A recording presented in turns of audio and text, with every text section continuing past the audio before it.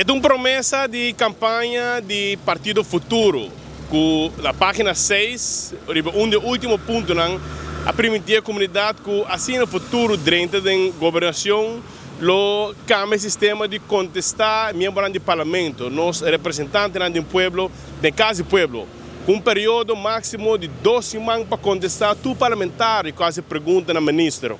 Essa aqui é o que nós música da realidade. E acaba também mais de 70 dias de governação e pelo menos o Partido Futuro não está cumprindo com sua promessa de campanha. Por exemplo, em 4 de fevereiro acaba a receber perguntas por membros da oposição e até agora não recebi nenhum contesta.